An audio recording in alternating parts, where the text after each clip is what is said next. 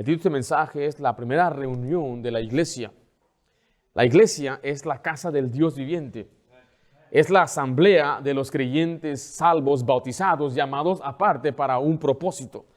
La iglesia desempeña un papel muy importante en la vida del creyente. Dios diseñó la iglesia, Jesús estableció la iglesia y el cristiano necesita la iglesia. Ninguna iglesia es perfecta.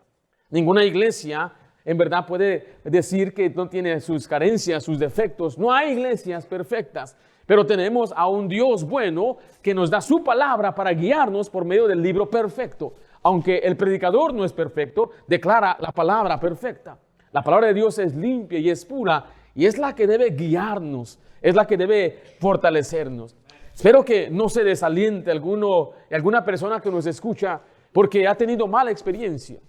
Y a veces queremos botar al niño con el agua porque tuvimos una mala experiencia, pero recuerde, la iglesia es la que Dios estableció. Él es la cabeza de la iglesia y la iglesia es el cuerpo.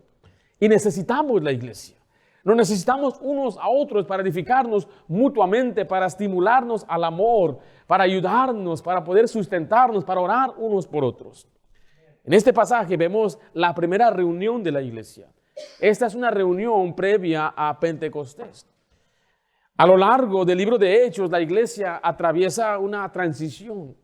Las prácticas que vamos a ver en esta iglesia, no todas de ellas se mantuvieron ahí. A este punto no hay pastores o no tienen el nombre llamado pastor, no tienen el nombre llamado anciano. Son los apóstoles los que están a cargo. Pero al ver el libro de Hechos, vemos que hay una transición en cuanto al llamado al liderazgo, establecimiento de los líderes, y a través de las cartas de Pablo también vemos los cambios. La última carta escrita en la Biblia se refiere a los líderes como los ángeles de las iglesias, los mensajeros. Hay otras palabras que vamos a ver como obispo, anciano, como un pastor. La semana pasada aprendimos sobre los apóstoles. ¿Se acuerdan? Vimos el llamado del apóstol, el ministerio del apóstol y las marcas de un apóstol. Este capítulo cubre varios temas. Cubrimos el primer tema, fue la cabeza de la iglesia. Vimos la comisión de la iglesia. Enseguida aprendimos la esperanza de la iglesia. Y hoy vamos a concluir el capítulo 1 con la primera reunión de la iglesia. Veremos esa reunión y los asuntos de la iglesia. Así que escriba conmigo en primer lugar la reunión de la iglesia. La reunión de la iglesia. Hay unas teorías que enseñan que la iglesia universal, invisible, no entró en existencia hasta el día de Pentecostés. Algunos piensan que la iglesia nació en el día de Pentecostés, pero nosotros tenemos la postura de que la iglesia nació con Jesús. Jesús estableció la iglesia. Esta teoría se fundamenta básicamente con dos escrituras. En Mateo 16, 18 dice, y yo también te digo que tú eres Pedro, y sobre esta roca, note lo que dice, edificaré mi iglesia. Note que dice yo edificaré, y ellos lo explican como algo futuro, de un lugar determinado. Un día voy a edificar mi iglesia. 1 Corintios 12, 13 dice, porque por un solo espíritu fuimos todos bautizados en un cuerpo. Ellos entonces aplican este pasaje para decir que en el día de Pentecostés es cuando el Espíritu Santo vino y bautizó a la iglesia, y es cuando nació la iglesia. Hay evidencias en las Escrituras de la existencia de la iglesia antes del día de Pentecostés. Por ejemplo, la iglesia realizaba ya el trabajo evangelístico. Jesús les envió a predicar. Ya bautizaban, los discípulos bautizaban, practicaban la cena del Señor, cantaban himnos, tenían guías para disciplina en la iglesia.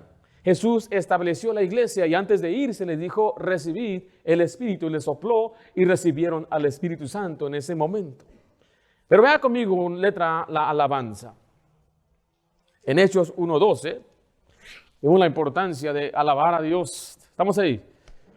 Ahí en su Biblia dice, entonces volvieron a Jerusalén desde el monte que se llama del Olivar, el cual está cerca de Jerusalén, camino de un día de reposo. Pero yo quiero que usted vea en Lucas un pasaje paralelo, que ellos regresando de ese monte estaban alabando. Lucas 24, en 52 al 53, ¿estamos ahí? Ellos después de haberlo adorado, volvieron a Jerusalén con gran gozo y estaban siempre en el templo. ¿Qué estaban haciendo? Estaban alabando y bendiciendo a Dios. Amén. La palabra alabar Es un acto de adoración y reverencia que involucra expresar honor, gratitud y devoción a Dios. Una de las maneras que se hace es por medio de cantos, oraciones, proclamaciones, dando tributo a Dios. La iglesia alaba a Dios. Note su lugar, el lugar en el versículo 3.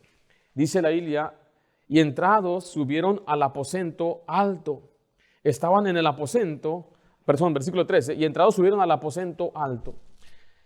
Las reuniones estaban en un lugar que muestra localidad. Letra C, escribo ahí el liderazgo. El liderazgo. ¿Quién estaba en ese lugar? Bueno, dice la Biblia en el versículo 13, Pedro y Jacobo, Juan, Andrés, Felipe, Tomás, Bartolomé, Mateo, Jacobo, hijo de Alfeo, Simón el celote y Judas, hermano de Jacobo. Y aquí vemos entonces que los apóstoles sirvieron como pastores sobre la iglesia inicialmente. Porque aún la palabra oficio aparece ahí en la Biblia. Note el versículo 20, ahí en Hechos 1:20, dice, porque está escrito en el libro de Salmo, sea hecha desierta su habitación y no hay quien more en ella y tome otro su oficio. Esa palabra oficio viene de la palabra episcopado. Es la misma palabra que usan para un pastor, un obispo, un anciano. Pedro es un anciano, según Primera de Pedro. Él fue un pastor. Los demás apóstoles no se nos menciona si ellos pastorearon. Pablo nunca se llamó un pastor. Él nunca dijo que él era un pastor. Él tomó el rol de pastor. Él obviamente pastoreó y enseñó, pero él nunca recibió el título anciano u obispo. Pero el apóstol Pedro sí. Vaya conmigo a Hechos 15, versículo 4. Note que la Biblia muestra una distinción entre el apóstol y el pastor.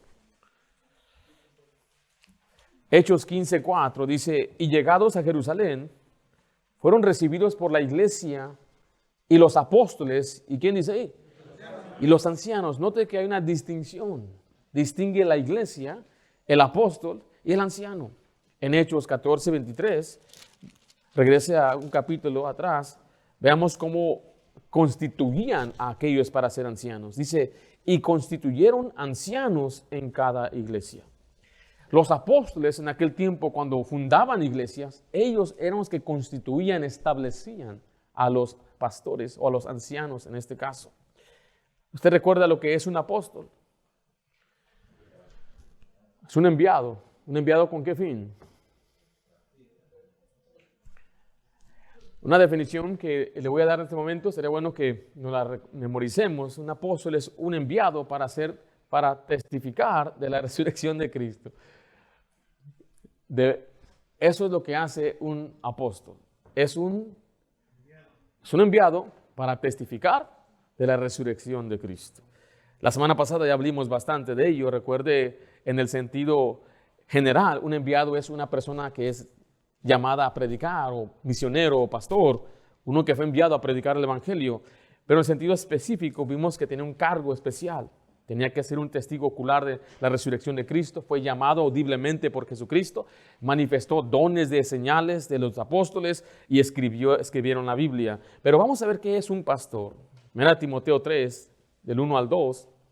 Note que los pastores son los hombres espirituales, calificados, que el Señor levanta en sus iglesias. ¿Estamos ahí? Palabra fiel. Si alguno anhela, ¿qué es la palabra que usa ahí? Obispado. Buena obra desea.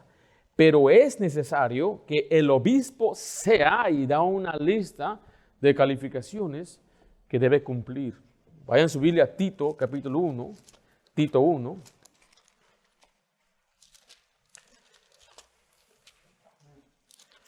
Note que este pasaje habló de un obispo, ¿correcto? Y enseguida le voy a explicar qué significa obispo. Pero Tito 1:5 dice, por esta causa te dejé en Creta, para que corrigieses lo deficiente y establecieses, ¿qué cosa? Ancianos en cada ciudad, así como yo te mandé.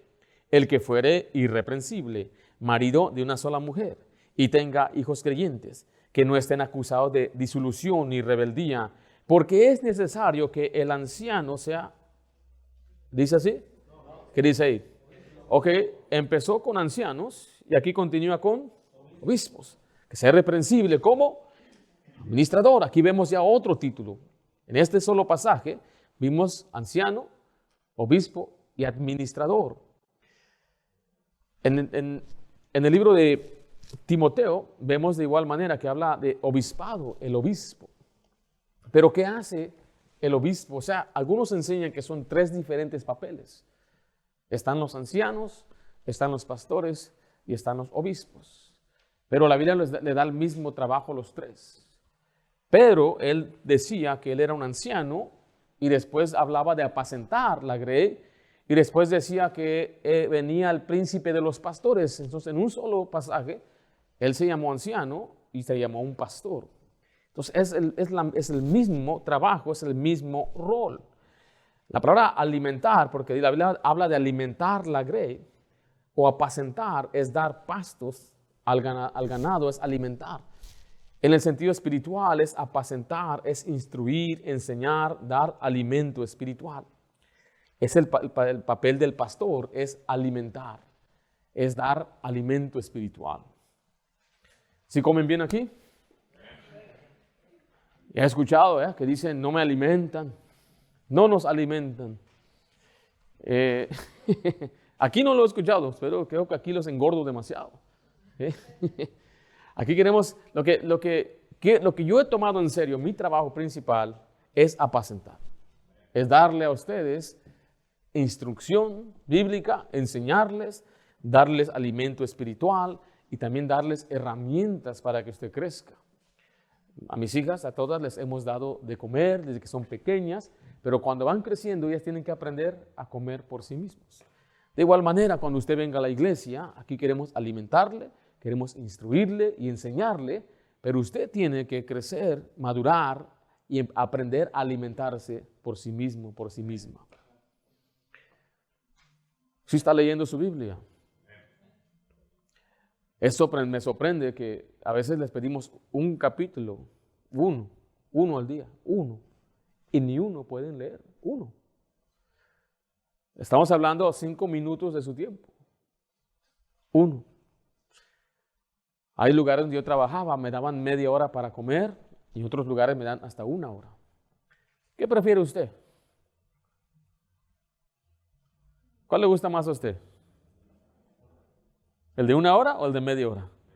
Media hora, soy igual. Porque ¿cuánto tiempo duramos comiendo? 5, 10 minutos. ¿Y el resto del tiempo qué están haciendo? Ponen a dormir. Nosotros no. Le estoy dando este ejemplo, esta analogía, porque imaginen, la Biblia es comparado a pan. No solo del pan vivirá el hombre, sino de toda palabra que sale de la boca de Dios. Es comparada a miel, leche. Es el alimento espiritual. Cuando se les anima, se le pide que lea su Biblia, es por su bien. Es para que usted se fortalezca, no es por mi bien. Yo ya lo hice, lo voy a hacer, lo voy a seguir haciendo. He aprendido el valor de leer la palabra de Dios. Pero no puede usted depender de que el pastor le esté alimentando. Aunque le vamos a alimentar y vamos a tratar siempre de dar la instrucción, enseñanza. Y yo sigo creciendo. Bueno, lo hago de una forma personal. Yo sigo creciendo y conforme yo crezco, entonces lo que yo preparo también es diferente. Hay más profundidad, una perspectiva diferente porque ya llevo años pastoreando comparando a cuando empecé. Tengo una adolescente y de pronto voy a tener 2 jóvenes en mi casa. Entonces yo tengo que crecer para ayudarles a ellas. Tengo que crecer porque estoy cambiando en mi vida, las etapas de mi vida van cambiando. Y el papel de un pastor sí es pastorear, pero también es darles esas herramientas para que usted crezca y se fortalezca. Los líderes o los pastores también deben liderar, es el papel del anciano. Esto refleja la sabiduría que el siervo de Dios debe tener, una sabiduría bíblica, experiencia y madurez en la fe. Y eso también se refiere a la dignidad del pastor. El obispo es el que supervisa y atiende a todos los asuntos de la iglesia, es el que administra todo lo que tiene que ver en la iglesia. Entonces vemos aquí los líderes de la iglesia, los primeros líderes eran los apóstoles.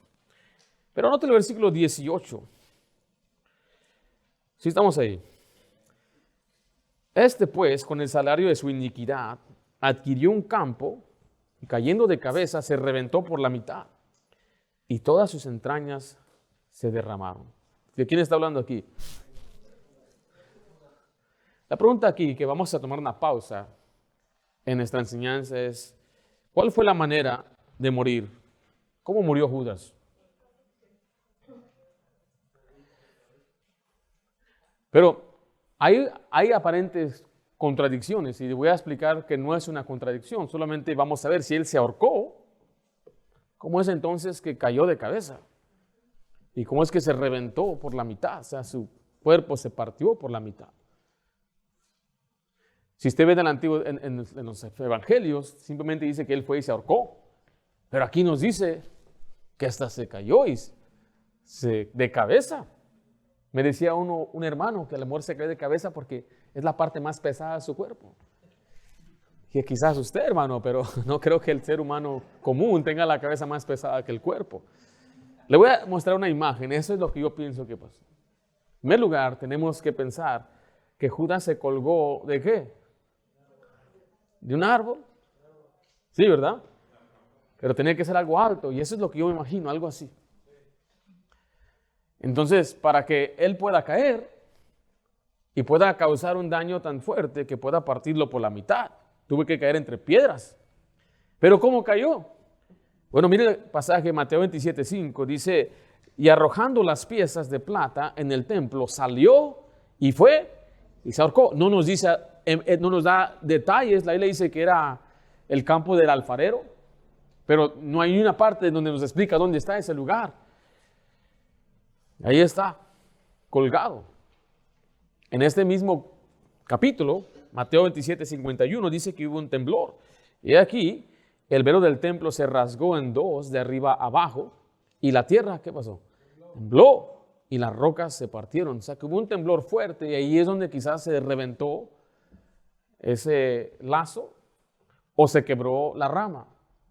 Y aquí es lo que yo pienso que pasó, que al caerse, sus pies toparon contra la orilla y así es como su cuerpo volteó, cayó de cabeza y encima de una piedra donde se reventó. Esa es mi especulación. Es una posibilidad, es posible, ¿o no? O sea, no hay contradicción entonces. Es muy posible que así pasó. Muy bien, sigamos adelante. Letra D. Vemos los miembros de la iglesia. Vimos la alabanza, el lugar, el liderazgo. Vemos a los miembros. En Hechos 1, 14 al 15 dice: todos estos perseveraban unánimes en oración y ruego con las mujeres y con María, la madre de Jesús, y con sus hermanos. Y en aquellos días Pedro se levantó en medio de los hermanos y los reunidos eran como 120 en número. Y dijo, es interesante ver que la membresía, aquí el número de esta primera iglesia estaba alrededor de 120. Los miembros eran llamados discípulos. Dentro de este número estaban los apóstoles. ¿Cuántos eran? Eran 11. Note las mujeres. Estas mujeres son aquellas que acompañaban a Jesús. Quiero que vaya conmigo a su Biblia en Marcos 15, 40. Jesús tenía un grupo de mujeres que le servían y le atendían. Y muchas de estas mujeres eran mujeres de dinero. Entonces, de sus propios bienes, ellas se sustentaban para acompañar a Jesús y a servirle.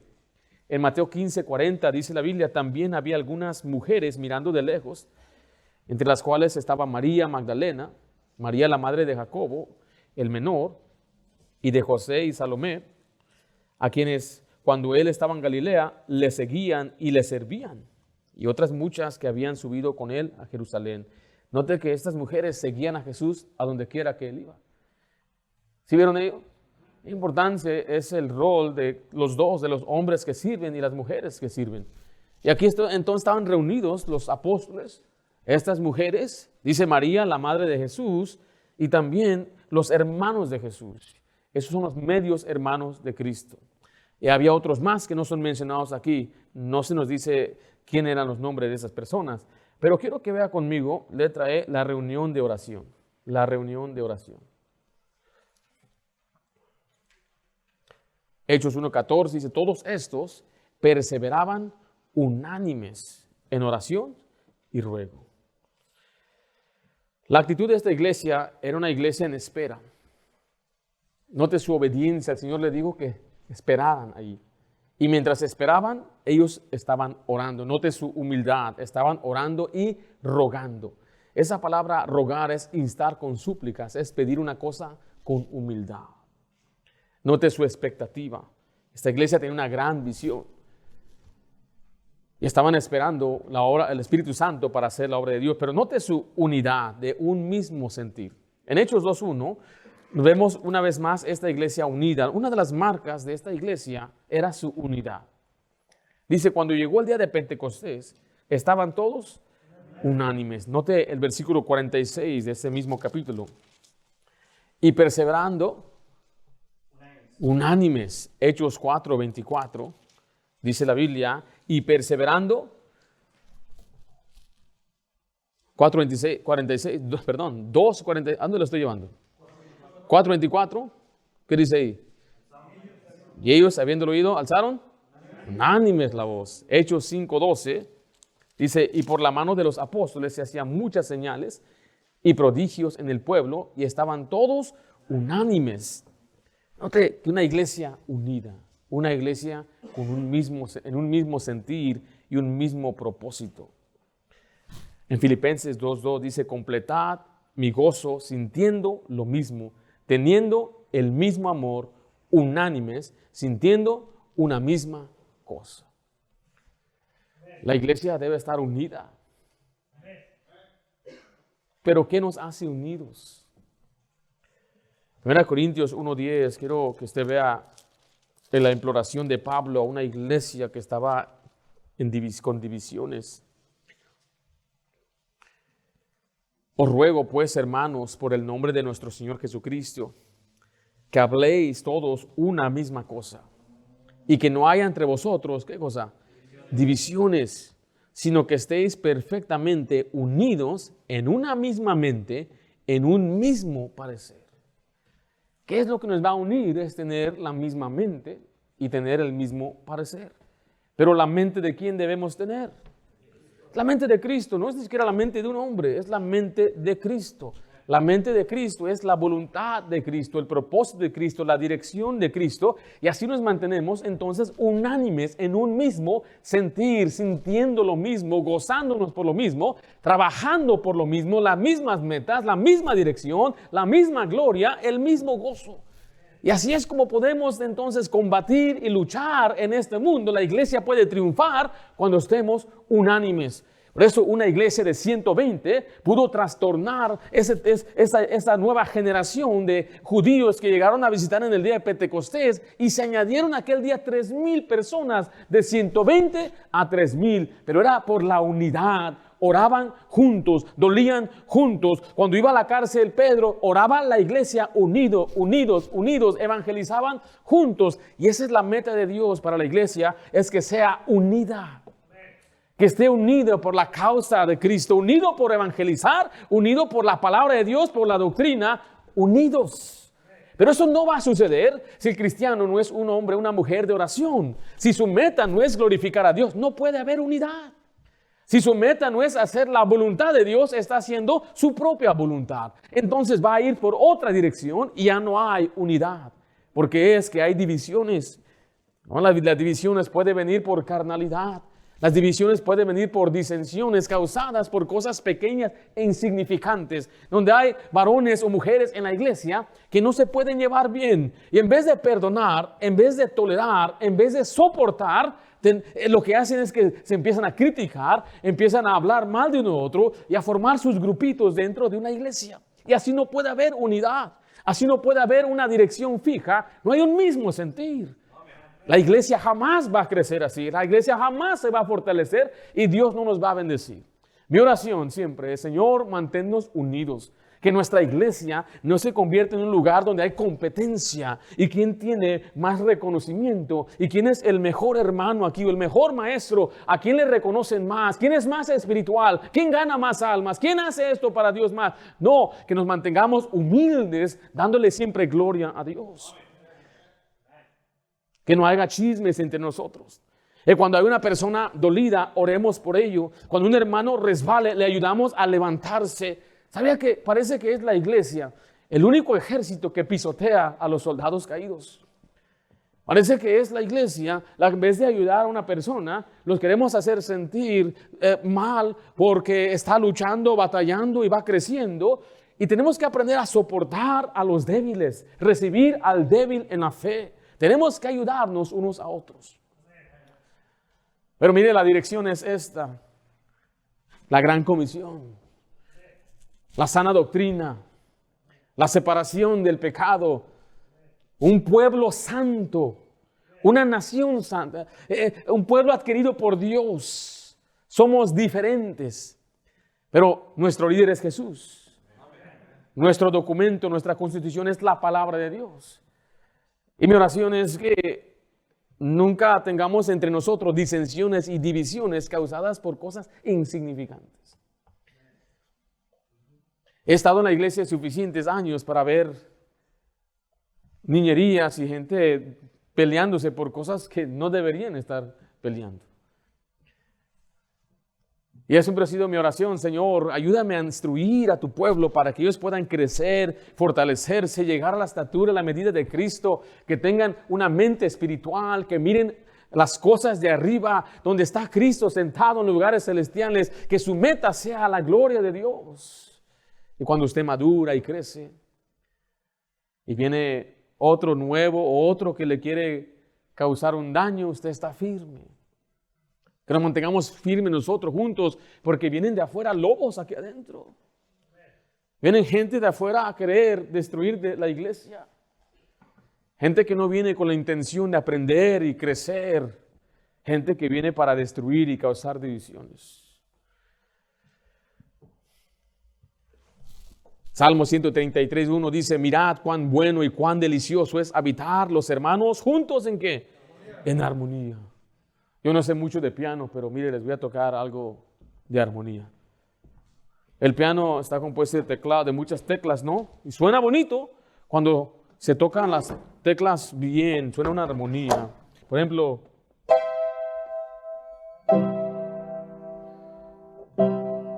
¿sí vio? Qué bonito. Wow.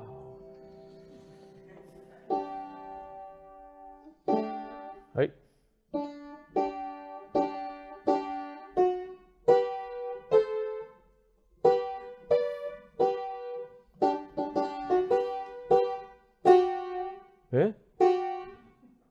Si no es armonía.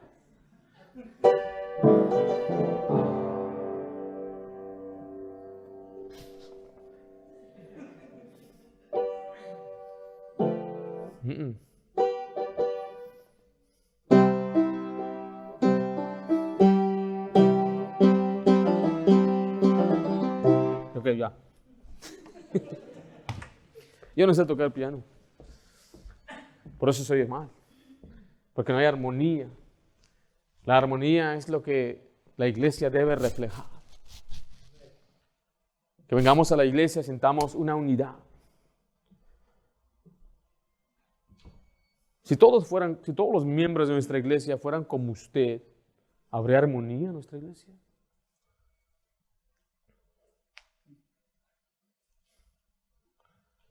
¿Qué tipo de iglesia sería si todos fueran como usted? ¿Empezaríamos a tiempo? ¿Nuestra iglesia abundaría en lo que las ofrendas abundarían para todo lo que necesitamos? ¿Podríamos apoyar más misioneros? ¿Saldríamos a evangelizar si todos fueran como usted? Tiene que haber una armonía entre nosotros. Significa la unidad donde todos tenemos el mismo sentir, y es el sentir de Cristo Jesús. Porque note su oración. Una oración, una iglesia que oraba. En Hechos 12:5 vemos que ellos oraban en tiempos de dificultad una y otra vez, y en este caso, mientras Pedro estaba custodiado en la cárcel, pero la iglesia hacía sin cesar oración a Dios por él.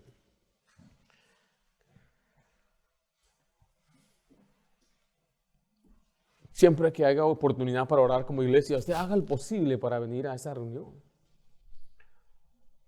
Si nos reunimos a las 9 a orar, haga lo posible para estar aquí este tiempo de orar. Y tenemos una noche de oración, no falta la noche de oración. Oremos, es necesario orar. Si usted tiene, yo no sé nada, pero si usted tiene quizás un desacuerdo con alguien en la iglesia, usted ora por esa persona. Usted ha orado. Algo que no me gusta, usted ha orado. Ore al Señor. Dos cosas van a pasar. Una, yo voy a cambiar, me voy a dar cuenta que el que estaba mal soy yo, porque es lo último que una persona quiere aceptar.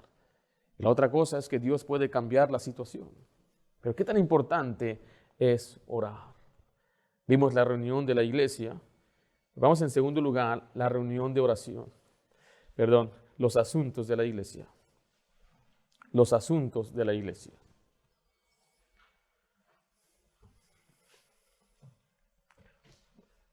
Aquí en este pasaje tenemos la primera reunión de negocios de la iglesia. Eso es antes de Pentecostés, donde convocaron a la iglesia para elegir a un sucesor de Judas Iscariote. Quiero que noten en primer lugar la iniciativa pastoral. Aquí vamos a aprender algunos principios importantes de las reuniones de la iglesia. La iniciativa pastoral, vemos en el versículo 15, en aquellos días Pedro se levantó en medio de los hermanos y los reunidos eran como 120 en número. Pedro era el pastor principal, era quien servía en este caso como el líder entre ellos. Note Hechos 4:35, que antes de que la iglesia estableciera ancianos, los apóstoles estaban a cargo. Aquí dice, y ponían a los pies de ¿quién dice ahí? Los apóstoles. O sea, todo el dinero, la ofrenda, la traían a los pies de los apóstoles. Hechos 6:2, quiero que vea lo que dice la Biblia. Entonces los 12 convocaron a la multitud de los discípulos. En Hechos 8:1, vemos aquí que la iglesia se fue, pero los apóstoles se quedaron y Saulo consentía en su muerte. En aquel día hubo una gran persecución contra la iglesia que estaba en Jerusalén y todos fueron esparcidos por las tierras de Judea y de Samaria, salvo o excepto los apóstoles. Pero en Hechos 9:27, note cuando Bernabé viene a la iglesia, toma a Saulo y lo trajo a los apóstoles. ¿Pero por qué Pedro? ¿Fue Pedro el que Dios estableció como el líder? ¿Qué piensa usted? Yo pienso que sí, a base de Juan 21:15, si me acompaña allá. En Juan 21:15, ¿se acuerda que Pedro había regresado a su antigua vida de pescador? Y Jesús va y lo busca. Le dice el versículo 15 de Juan 21, cuando hubieron comido, Jesús dijo a Simón, Pedro, Simón, hijo de Jonás, ¿me amas más que estos? Le respondió, sí, Señor, tú sabes que te amo. Él le dijo, apacienta mis corderos. Le está dando el liderazgo. En el versículo 16 dice, volvió a decirle la segunda vez, Simón, hijo de Jonás, ¿me amas? Pedro le respondió, sí, Señor, tú sabes que te amo. Le dijo, pastorea mis ovejas. El 17 dice, le dijo la tercera vez, Simón, hijo de Jonás, ¿me amas? Pedro se entristeció de que le dijese la tercera vez, ¿me amas? Y le respondió, Señor, tú lo sabes todo. Tú sabes que te amo. Jesús le dijo, apacienta mis ovejas. Entonces fue a Pedro, quizás el que se le dio el liderazgo para pastorear la primera iglesia en Jerusalén. Y aquí Pedro entonces plantea el asunto para su consideración. La iniciación de los asuntos de la iglesia deben venir de aquellos en la posición de liderazgo designadas por Dios, o sea, de los pastores. Y este principio lo vemos de nuevo en Hechos 6:2, Hechos 15, Hechos 15, 13, 14, 19 y 22. Letra vez escribe su propósito, el propósito bíblico. ¿Cuál era el propósito de esta reunión o esta junta? El versículo 16 nos deja saber una vez más el problema que ellos tenían en cuanto a Judas. Varones hermanos, era necesario que se cumpliese la escritura en que el Espíritu Santo habló antes por boca de David acerca de Judas, que fue guía de los que prendieron a Jesús. Y era contado con nosotros y tenía parte en este ministerio. Este pues, con el salario de su iniquidad, adquirió un campo y cayendo de cabeza se reventó por la mitad y todas sus entrañas se derramaron. Y fue notorio a todos los habitantes de Jerusalén, de tal manera que aquel campo se llama en su propia lengua Aceldama, que quiere decir campo de sangre, porque está escrito en el libro de Salmo, sea hecha desierta su habitación, y no haya quien more en ella, y tome otro su oficio. Note que Pedro inicia con la frase, es necesario que se cumpliese la escritura. O sea que el criterio de una reunión, de una reunión bíblica es la Biblia. El propósito era por una necesidad, la necesidad de un apóstol. Pedro está citando Salmo 69 y Salmo 109:8. Vamos a leer, saltemos esos dos versículos. Dice, sea su palacio asolador, en su tienda no haya morador. Y en Salmo 109:8 dice, sean sus días pocos. Tome otro, su oficio. Escriba letra C, por favor. El liderazgo pastoral. Estamos viendo entonces en esta reunión, ¿es la iglesia la que tiene el liderazgo o son los líderes? La iglesia local se dirige por un hombre o por una congregación o por los dos. Yo pienso que es los dos, aunque Dios dice aquí tenemos a un líder, pero el liderazgo siempre también es delegado. O sea, Dios nos da la sabiduría de poder tener a nosotros hombres y mujeres que son sabios y sabias, que ayudan a sobrellevar las cargas de la iglesia. De pronto se convierten en maestros, discipuladores, que el cuerpo se edifica mutuamente. Entonces no dice la Biblia que solamente el pastor está edificando, la iglesia se edifica mutuamente. Si un pastor muere o tiene que ser quitado, ¿quién va a poder ayudar a la iglesia? Tiene que haber hombres y mujeres listos y preparados para poder reemplazar a ese hombre con las calificaciones necesarias. Note, en primer lugar, que la iglesia es la autoridad, es la cabeza. Cristo es la cabeza. Efesios 1:22, estamos ahí. Dice, y sometido todas las cosas bajo sus pies, y lo dio por cabeza sobre todas las cosas, ¿a quién? A la iglesia. Este pasaje a veces la gente no lo entiende. Está diciendo que Cristo fue dado a la iglesia como cabeza. No que la iglesia es la cabeza.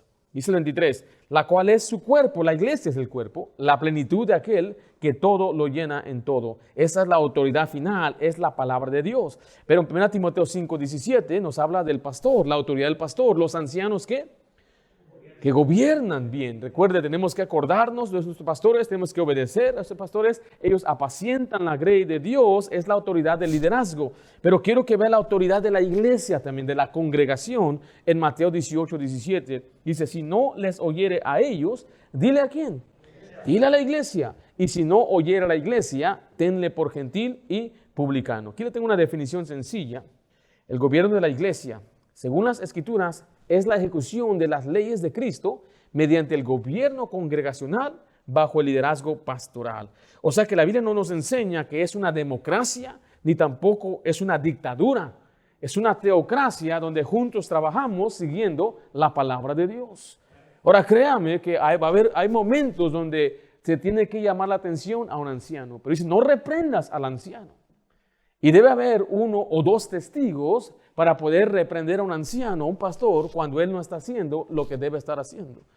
O sea, si está robando, si está mintiendo, si es divisor, es peleonero, empieza a maltratar a la gente. Entonces ahí tiene que haber hombres sabios para poder ayudar al pastor a reconocer su error.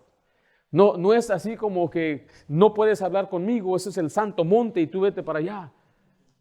Yo he sido ayudado por hermanos de nuestra iglesia que han venido con mucha cordura para poder hablar conmigo y hacerme ver cosas que yo quizás no podía ver.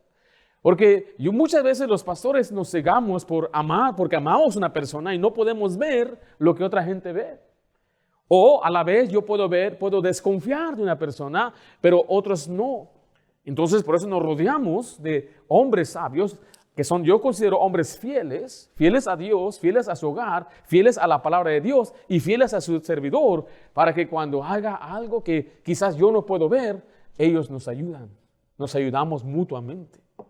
Cuando se toman decisiones, yo trato de dejarles saber a esos hermanos de nuestra iglesia. Cuando estoy cargado por algo, les dejo saber a ellos y ellos nos ayudan a sobrellevar la carga. ¿Sí me estoy explicando?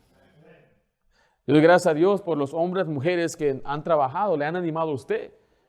Cuando yo quizás no fui la persona que le animé, fue otra persona.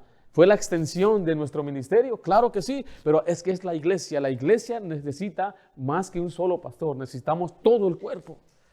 Entonces la iglesia, junto con el pastor, tenemos un liderazgo donde seguimos cabeza que es Jesucristo. Letra C, vamos a ver las cualificaciones. Recuerde, el propósito era que necesitaban a un nuevo apóstol. En Hechos 1:23, y señalaron a dos, a José, llamado Barsabás, que tenía por sobrenombre Justo, y a Matías. Se presentaron dos hombres que eran eminentes e igualmente calificados como candidatos. Decían, estos dos pueden ser apóstoles. Note que lo que están ellos mirando es que estos hombres califican. Cuando se establece a alguien en un ministerio, más que una necesidad, tenemos que ver las calificaciones. En unos mensajes que hemos predicado acerca del pastorado, enseñamos esto. Lamentablemente, por la emoción y la necesidad de pastores, muchos son enviados sin ser preparados, sin calificar. Y no podemos hacer esto. Es algo que su servidor tiene celo de ello. Hoy mismo me preguntó un pastor, un consiervo, que si yo me gradué de un instituto, de un colegio. Le dije, sí, fue el colegio local de nuestra iglesia. Me dijo, tú fuiste ordenado. Más importante que graduarse de un instituto, un colegio, es una ordenación. O sea, la aprobación de un pastor o la aprobación de la iglesia local. No cualquiera debería simplemente decir, sabes que Dios me llamó a pastorear y aquí voy a empezar una obra. Una persona para empezar una obra debe ser enviado, debe ser probado, debe ser calificado. Una persona que va a retener la palabra tal como ha sido enseñada. Una persona que es irreprensible, que gobierna bien su casa, que es un fiel administrador de su casa, de su hogar. Si él no puede gobernar su casa, dice, ¿cómo entonces va a cuidar de las cosas de Dios? Eso es una marca muy patente, muy palpable. Una persona no puede gobernar su hogar, no tiene liderazgo en su casa. Él no va a poder, es imposible que pueda ser líder en la iglesia. Si es pendenciero, se pelea mucho, siempre anda ahí alegando con los hermanos y siempre viene todo enojado, que se anda peleando con todo el mundo. No puede, no califica. Si es codicioso de ganancias deshonestas, anda vendiendo carros que no sirven, anda vendiendo lavadoras que no funcionan. No puede, porque si él es codicioso de ganancias deshonestas, va a caer en tentación y lazo del diablo cuando esté en el ministerio, de echarle mano a las ofrendas que es para el Señor.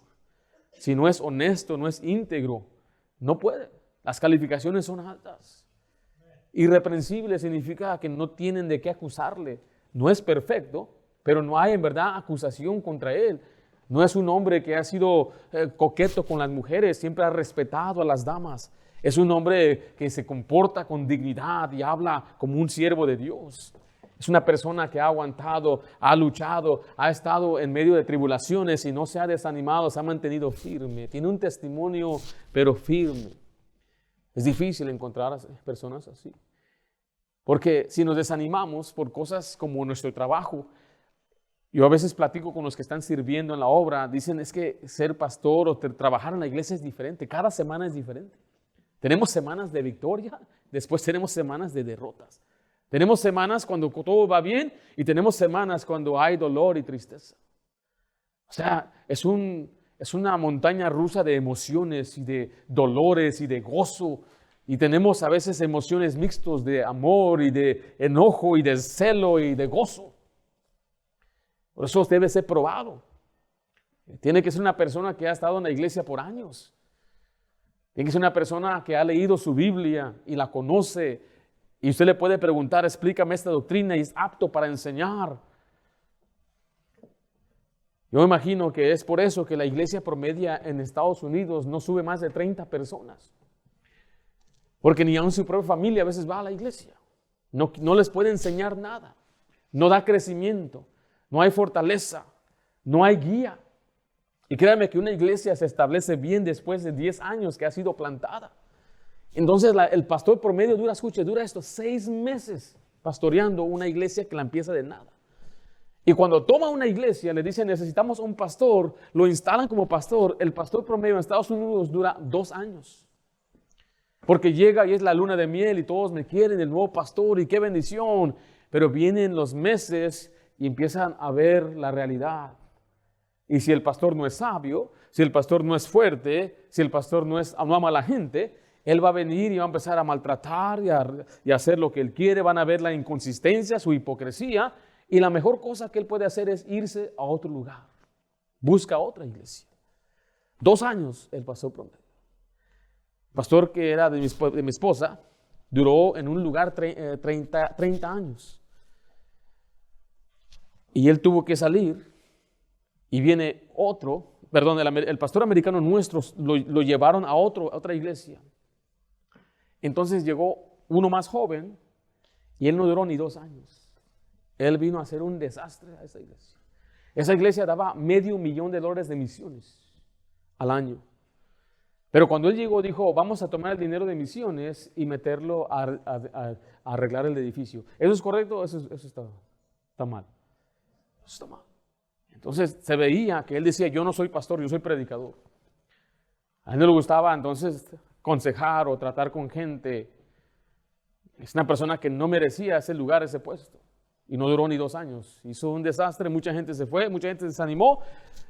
La iglesia se dividió. Y después él dijo, como las cosas están muy calientes, me voy a otro lugar. Y se fue, lo recibieron en otro lugar para ser pastor. Le digo todo esto porque usted tiene que saber que un día, cuando yo no esté o cuando vaya a otro lugar, la persona que esté ahí debe ser una persona calificada y ordenada. Y alguien impuso las manos sobre ellos, una iglesia que aprobó un pastor que lo envió. Créame que hay personas que vienen a nuestra iglesia y le digo, ¿quién es tu pastor? ¿Quién te está enviando? No, pues aquí tengo la carta. Y cuando yo investigo, me dicen, yo no lo estoy enviando.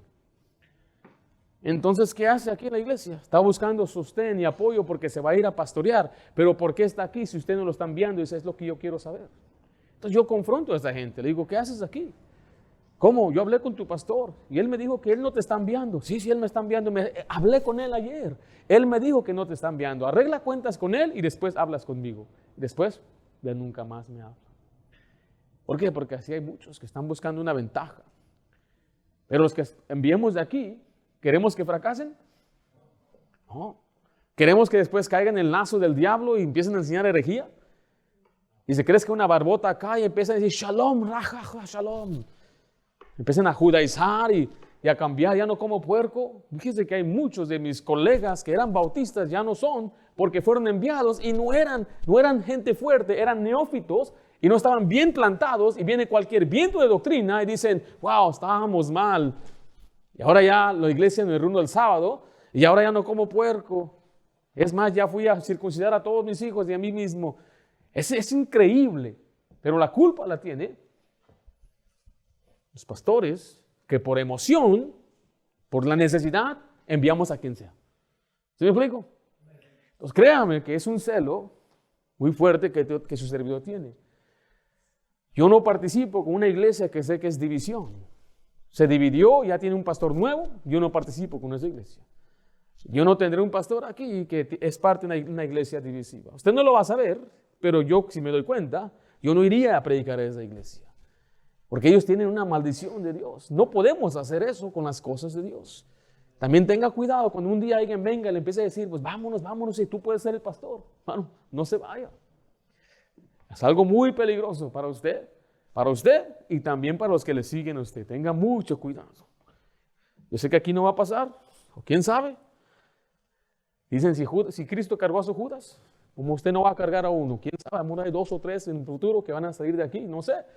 Pero solamente le quiero advertir de antemano que tenga mucho cuidado cuando es una persona que no es calificada ni es enviada. ¿Estamos bien, hermanos? ¿Dónde estamos? Le dije, letra E, escriba ahí oración ferviente. Dice, y orando dijeron, tú, Señor, que conoces los corazones de todos, muéstranos cuál de estos 2 has escogido. La oración es la diferencia entre una reunión de negocios y una reunión mundana. Recuerde que aquí ellos están tomando una decisión muy importante, pero están orando y están pidiendo a Dios. Ellos están diciendo, muéstranos cuál de estos tú has escogido. O sea, ellos están orando para que Dios les ayude. Recuerde, nuestro Dios es omnisciente, Él todo lo sabe. Nuestro Dios sabe todo lo que hay en nuestro corazón y Él sabe todo desde el principio. ¿Por qué no vamos a buscar la guía de Dios? Romanos 12:12 dice, gozosos en la esperanza, sufridos en la tribulación, constantes ¿en qué? En la oración. Y F, la decisión congregacional. Esto que estamos aprendiendo aquí, estamos observando cómo es que ellos tomaron una decisión importante. Oraron, finalmente tomaron una decisión. Dice el 16, estamos ahí. Varones, estamos ahí, varones. Le echaron suertes y les echaron suertes y la suerte cayó sobre Matías y fue contado con los 11 apóstoles. Aquí terminando el capítulo vamos a ver qué significa echar suertes. La expresión echando suerte no significa simplemente un volado santificado. La Biblia tiene diferentes usos para esta frase. Primeramente, si es un acto de juego, si es como apostar. En Juan 19:24 dice, entonces dijeron entre sí, no la apartamos, sino echemos suertes sobre ella, a ver de quién de qué será. Está hablando de lo que Jesús tenía vestido. Entonces ellos estaban echando suertes, estaban haciendo un acto de juego, apostando, porque querían eso. La Biblia nos enseña claramente que las apuestas y todos los juegos de azar no son correctos, no es bueno, no está bien. ¿Por qué? Porque los cristianos no confían en Dios. Esa es una falta de confianza en Dios. Me da mucha pena cuando voy a una tienda y veo ahí una gente raspando y raspando y raspando. Dame otro, ya está raspe y raspe y raspe. Dame otro, raspe y raspe. Y mire cómo un señor gastó $30 ahí y se fue para la otra. Tuve mala suerte y se fue. ¿Quién ganó el dinero ahí? La tienda y la lotería y todos ellos ganan su dinero. Cuando una persona invierte en un negocio, puede tener pérdidas, pero la inversión es parte del riesgo y no es lo mismo. Esto no es confiar en Dios. Esto es esperar que me gane esta lotería, pero al costo de mucha gente que pierde. He predicado acerca de todo esto, pero usted debe confiar en Dios. Dios le va a proveer. En primer lugar, vemos que es un acto de juego, echar suertes, pero también es una decisión personal. Así es como muchos han interpretado este pasaje. Han interpretado que echar suertes era un voto. Pero quiero que usted vea en Proverbios 1:14. Estamos ahí. Echa tu suerte entre nosotros. Tengamos todos una bolsa. Esta frase, echa tu suerte entre nosotros, está diciendo, vente, acompáñanos, toma la decisión de unirte a nosotros. Entonces muchos han interpretado entonces que cuando los apóstoles echaron suertes, tomaron una decisión, que ellos votaron. Es algo que yo creía antes, pero yo más bien ahora me ladeo sobre este diferente punto, que era un método donde Dios ordenaba y Él tomaba la decisión. Note Levítico 16:8. Estamos ahí. Y echarás suertes Aarón sobre los 2 machos cabríos, una suerte por Jehová y otra suerte por Azazel. Ahora mire, este es un método, implica uso de piedras, piezas de madera o cualquier otro objeto marcado de alguna manera y luego es lanzado o manipulado de alguna forma para determinar una respuesta. O sea, si los palos los avientan y donde cae el palo. Eso es lo que está más o menos implicando ahí. En el caso del Levítico, vemos que había dos chivos y se escogía uno, pero era por suerte. ¿Pero era suerte de quién? Suerte por Jehová. Note Josué 19:51. Estas son las heredades que el sacerdote Eleazar y Josué, hijo de Nun, y los cabezas de los padres entregaron por suerte en posesión a las tribus. O sea que ellos decidieron dónde iba a estar cada tribu por medio de suerte. No sé, no nos dice la Biblia, pero si eran por unos palos que tienen que escoger y abajo marcaba a la tribu, eso es básicamente lo que está diciendo. ¿A quién le va a tocar esta posesión? Bueno, saco el palo, ok, esta es la de Efraín va allá. Pero era todo ordenado por Dios. Déjale muestro otro pasaje, Proverbios 16:33. Estamos ahí. La suerte se echa en el regazo, mire, más de Jehová es la decisión de ella. ¿Sí vio? Entonces vemos que ellos echaban la suerte, no sé, de nuevo le digo, de una piedra, un palo, no sé, pero últimamente era la decisión de ¿quién?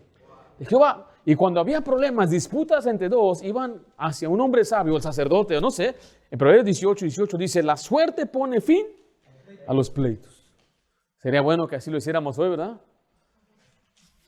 No, que él me debe y él fue, no, yo no fui. Bueno, vamos a ver, vamos a echar suerte, a ver quién gana aquí. ¡Pum! Dios dijo que tú ganaste. ¡Qué bendición! Pone el fin a los pleitos. Pero recuerde que eran ordenados por Dios. Entonces, esta es la manera que yo pienso que sucedió.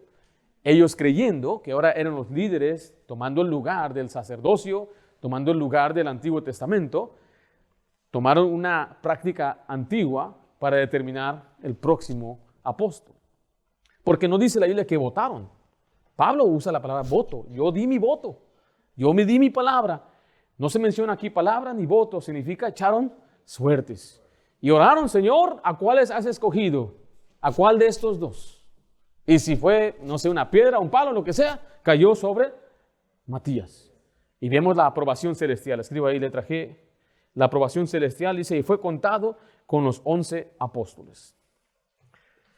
Matías entonces fue elegido, fue contado entre los 11 apóstoles. El Señor lo aprobó.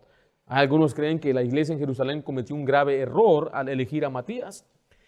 Y decían que la verdadera elección era para Pablo. Porque dice, mire, Matías ya no se menciona, ¿correcto? Pero tampoco se menciona a los demás apóstoles. ¿A cuáles apóstoles se mencionan más después de este capítulo? A Pedro, Juan, Jacobo. Jacobo lo matan. Y de ahí no se mencionan más a los demás apóstoles. ¿Significa que ellos no eran parte del apostolado? ¿Significa que ellos no eran importantes? Bueno, mire lo que dice Hechos 6:2. La iglesia lo reconocía a Matías como un apóstol. Y aún Dios, al escribir esta santa palabra, lo aprueba como uno de los apóstoles. Dice, entonces los 12. Entonces los 12, ¿aquí quiénes son? Incluyendo a Matías, ¿correcto? Mire Hechos 6:6, a los cuales presentaron ante los apóstoles. Note que entonces Matías ya era contado con ellos. Esta frase, los 12, era la frase que se usaba siempre para hablar de los apóstoles. Mateo 26:20 dice, cuando llegó la noche, se sentó a la mesa con los 12. Los 12 y Pablo se distinguen. Por eso Pablo dice en 1 Corintios 15:5, y que apareció a Cefas y después a los 12. Mismo Pablo está diciendo, yo no soy de los 12. Pedro es uno de ellos y después los 12 incluyendo a Matías. Entonces vemos que Matías fue confirmado o no. Sí, yo creo que sí. Y creo que Matías ciertamente encontrará su parte en la Nueva Jerusalén. Mira Apocalipsis 21:14. Y el muro de la ciudad tenía 12 cimientos y sobre ellos los 12 nombres de los 12 apóstoles del Cordero. Yo creo que Matías va a ser parte de ese grupo de los 12 que tomó el lugar de Judas a base de echar suertes, pero fue confirmado por Dios. Y así concluye los asuntos de la iglesia. Terminamos el capítulo 1 de Hechos, la reunión de la iglesia y los asuntos de la iglesia. La primera reunión de la iglesia. Vamos a orar. Padre, damos gracias por tu palabra. Gracias, Señor, por lo bueno que eres. Te pedimos por sabiduría, entendimiento, Señor. Gracias por la iglesia local. Que entendamos, Señor, la prioridad que tú das a tu iglesia, la importancia que le das. Que nosotros también le demos una prioridad, Señor. Que busquemos siempre tu rostro. Que buscar fortalecernos en tu iglesia. Ayúdanos a amarnos unos a otros y que tengamos siempre un mismo sentir, sintiendo lo mismo, teniendo la misma mente. Te pido en el nombre de Cristo Jesús. Amén.